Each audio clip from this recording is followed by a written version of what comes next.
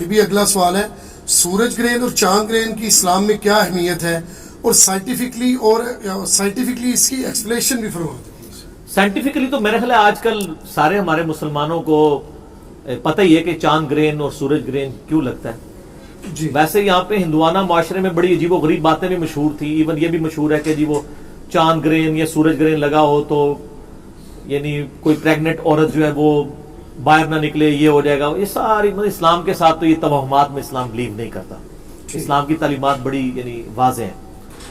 باقی سائنٹیفکلی تو آپ کو یہ پتہ ہی ہے کہ جب یعنی اپنی جو آربٹس میں اورینٹیشن کے دوران جب کبھی بھی چاند جو ہے وہ سورج اور زمین کے درمیان آ جاتا ہے دن کے وقت بھی، تو ظاہر ہے کہ سورج پیچھے چھپ جاتا ہے، اس کی وجہ سے اچانک کافی بڑے لیول کا اندھیرا ہو جاتا ہے، اس کو ہم سورج کو کہتے ہیں گرہن لگنا۔ صحیح۔ سورج کے آگے چاند آ گیا تو وہ کالا ہو گیا سارے کا سارا۔ یہ تو ہو گیا سورج گرہن۔ اور چاند گرہن یہ ہوتا ہے کہ چاند اور سورج کے درمیان جب ایگزیکٹ زمین آ جاتی ہے تو آپ کو پتا ہے چاند جو ہے وہ سورج کی روشنی کی وجہ سے روشن ہے انڈائریکٹلی، تو جب چاند اور سورج کے درمیان زمین آ جاتی ہے تو پھر سورج کی روشنی چاند تک نہیں پہنچ پاتی، اس کی وجہ سے چاند ایک دم سیاہ پڑ جاتا ہے، اس کو گرہن لگ جاتا ہے۔ تو یہ ہے سائنٹیفیکل ریزن، سائنٹیفکلی یعنی ہم اس کو جو بیان کرتے ہیں۔ باقی اسلام کے اندر اس کی اہمیت اس اعتبار سے ہے، اسلام اسے اللہ کی نشانیوں میں سے ایک نشانی لیتا ہے، جس طرح باقی قدرت کی بڑی نشانی ہے، آندھی کا آنا، ہواؤں کا چلنا، انڈے میں سے چوزے کا نکلنا، پرندوں کا ہواؤں میں اڑنا، مچھلیوں کا پانیوں میں تیرنا، زمین سے ایک بے قدر بیج سے اتنا بڑا درخت نکلنا، پھولوں کا اگنا، یہ جتنی اللہ کی قدرت کی نشانی ہے ان میں سے ایک یہ نشانی ہے۔ بخاری اور مسلم دونوں میں ایک حدیث موجود ہے، مشکات میں آپ کو پہلی جلد میں خسوف کا ایک چیپٹر ملے گا، خسوف کی نماز، خا سین واو فا، خسوف کی نماز وہ ہے جو سورج اور چاند گرہن کے وقت پڑھی جاتی ہے۔ اردو میں ویسے اس کو انہوں نے ٹرانسلیٹ کر لیا ہے کہ جی سورج گرہن کے لیے کسوف ہے اور اس کے لیے خسوف ہی لفظ ویسے استعمال ہوتا ہے عربی میں، جو مشکات کے اندر آپ کو یہ سارا مل جائے گا چیپٹر۔ تو بخاری اور مسلم دونوں میں حدیث موجود ہے کہ جب کبھی بھی سورج گرہن یا چاند گرہن لگتا تو نبی علیہ السلام خسوف کی نماز ادا فرمایا کرتے تھے۔ اور سیدہ عائشہ کہتی ہیں کہ وہ نماز ایسی ہوتی تھی کہ جب تک گرہن ختم نہیں ہوتا تھا آپ صلی اللہ علیہ وآلہ وسلم مسلسل نماز میں مشغول رہتے تھے۔ اور یہ بھی ملتا ہے بخاری اور مسلم میں کہ اونچی آواز سے بھی کبھی آپ سے قرات کرنا ثابت ہے اور آہستہ آواز سے بھی ثابت ہے، دونوں طریقے سنت ہے۔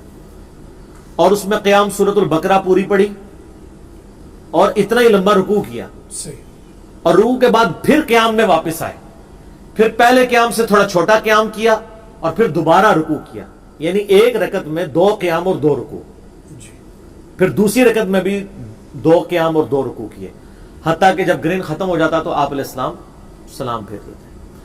اور صحیح مسلم میں آتا ہے کہ جس دن سورج گرہن نبی علیہ السلام کے مبارک زمانے میں لگا نا، بائی چانس اس دن نبی علیہ السلام کے بیٹے ابراہیم کی وفات ہوئی تھی، تو صحابہ نے کہنا شروع کر دیا یہ گرہن اس لیے لگا ہے کہ ابراہیم کی وفات ہوئی ہے، کیونکہ صحابہ کرام کو علم غیب تو کوئی نہیں تھا اور بیچاروں کو سائنس کا علم بھی اتنا نہیں تھا، اس زمانے میں سائنس اتنی نہیں تھی۔ یہ میں اس لیے ساتھ بتا رہا ہوں کہ آپ جن بابوں کو کہتے ہیں کہ جی ہمارے بابے جو ہیں وہ صحابی کی جوتی کی خاک کے برابر بھی نہیں ہے، تو وہ صحابہ کا یہ سٹیٹس تھا۔ تو اب علم غیب کا جو آپ نے جھوٹا عقیدہ بابوں کے ساتھ منسوب کیا، اس کی تو کوئی بات ہی باقی نہیں رہتی ہے، ختم ہی ہو جاتی ہے۔ تو نبی علیہ السلام نے پھر صحابہ کرام سے کہا کہ اس لیے گرہن نہیں لگتا، یہ تو اللہ کی نشانیوں میں سے ایک نشانی ہے، کسی بندے کے مرنے کے اوپر گرہن نہیں لگتا۔ بہرحال جب یہ اللہ کی نشانی آئے تو تم نماز میں مشغول ہو جاؤ، صدقہ اور خیرات کرو۔ حتیٰ کہ صحیح بخاری میں آتا ہے کہ جب سورج گرہن یا چاند گرہن لگتا تو نبی علیہ السلام غلام بھی آزاد کیا کرتے تھے صدقہ خیرات کے طور پہ اللہ کی راہ میں۔ اللہ کی نشانیوں میں سے ایک نشانی آپ دیکھیں ہے تو ایک سائنٹیفکل فینومینا ہے۔ چلیں اس فینومینا کے بارے میں تو آپ کہہ سکتے ہیں کہ نبی علیہ السلام کے زمانے میں سائنس ایوالو نہیں تھی تو لوگ ڈر جاتے ہوں گے، اس لیے وہ نماز پڑھتے ہوں گے۔ کئی معاملات ایسے تھے جو اس زمانے میں ایوالو تھے، نبی علیہ السلام کا ایٹیچیوڈ ان معاملات میں بھی ایسا ہی ہوتا تھا۔ میں یہ ان لوگوں کے لیے بات کر رہا ہوں جو نبی علیہ السلام کی شخصیت پہ ایز اے نبی ہونے کے اعتراضات کر رہے ہوتے ہیں، کہ جی تمہارے نبی جو ہیں وہ خام خواہ ایک سائنٹیفک فنامنا کے اوپر پریشان ہو جاتے تھے، اس لیے کہ نبی علیہ السلام کی نظر اسباب پہ نہیں مسبب الاسباب پہ ہوتی تھی. بے شک. اس کی میں آپ کو مثال دیتا ہوں. بخاری اور مسلم دونوں میں حدیث ہیں. سیدہ عائشہ کہتی ہیں کہ جب کبھی آندھی چلتی، باقی لوگ خوشیاں مناتے کہ بارش آئے گی. ظاہر ہے یہ چیز تو سائنٹیفکلی پروف تھی نا اس زمانے میں کہ آندھی کے ساتھ بارش اور بادل آئیں گے. جی. چاند گرہن سورج گرہن تو چلے لوگوں کو نہیں پتا تھا، یہ تو ایوالو تھی نا. تو نبی علیہ السلام آندھی آنے میں پریشان ہو جاتے تھے، حالانکہ آپ کو پتا تھا کہ اس کے بعد بارش آنی ہے. تو اما عائشہ کہتی ہیں کہ نبی علیہ السلام کبھی گھر کے اندر جاتے، کبھی باہر آتے، اللہ کی تحمید، تمجید، تحلیل بیان کرتے، سورج گرہن اور چاند گرہن کے موقع پہ بھی اور آندھی کے موقع پہ بھی. تو میں کہتی یا رسول اللہ صلی اللہ علیہ وسلم یہ تو خوشی کا موقع ہے، آندھی آئی ہے، بادل آئیں گے، بارش ہوگی. ظاہر ریگستان میں بارش کی بڑی اہمیت ہے، جی. لوگ خوش ہوتے ہیں اور آپ پریشان ہو جاتے ہیں. ہائے ہائے ہائے. آپ نے فرمایا اے عائشہ سلام اللہ علیہ، مجھے کیا خبر کہ اس آندھی کے بعد جو بادل آئیں گے ان میں سے آگ برسے گی یا پانی. سیدہ عائشہ کہہ سکتی تھی یا رسول اللہ علیہ وسلم it is physical phenomena of nature, آپ کو نہیں پتا؟ یا رسول اللہ کو نہیں تھا پتا کہ بارش ہی برستی ہے. لیکن ان کو پتا تھا کہ نبی علیہ السلام کی نظر فیصلہ کرنے والے پہ ہوتی ہے، فزیکل فینومینا پہ نہیں ہوتی. بے شک. اور اس کا ثبوت یہ ہے کہ سیدہ عائشہ کو بھی حضور نے کہا کہ مجھے کیا پتا کہ آگ برسے گی، کیا تمہیں پتا نہیں ہے؟ سورہ ہود کی آیت تلاوت کی نبی علیہ السلام نے کہ جب قوم عاد کے اوپر عذاب آیا تھا تو ایک بادل کی شکل میں آیا تھا، بڑی گرمی ہوئی اور بڑے عرصے بعد ایک بادل نمودار ہوا تو ساری قوم اس بڑے بادل کے نیچے ٹھنڈک کے لیے آ گئی اور خوشیاں منانا شروع ہو گئی کہ ہم پہ یہ بادل برسے گا. اور اصل میں وہ آیا تھا عذاب قوم عاد کے اوپر. حضرت ہود علیہ السلام نے ان کو پہلے ہی کہہ دیا تھا کہ تم پہ عذاب آئے گا. وہ تو ایکسپیکٹ نہیں کر رہے تھے، انہوں نے تو یہی دیکھا تھا کہ بارش ہی برستی ہے بادل سے.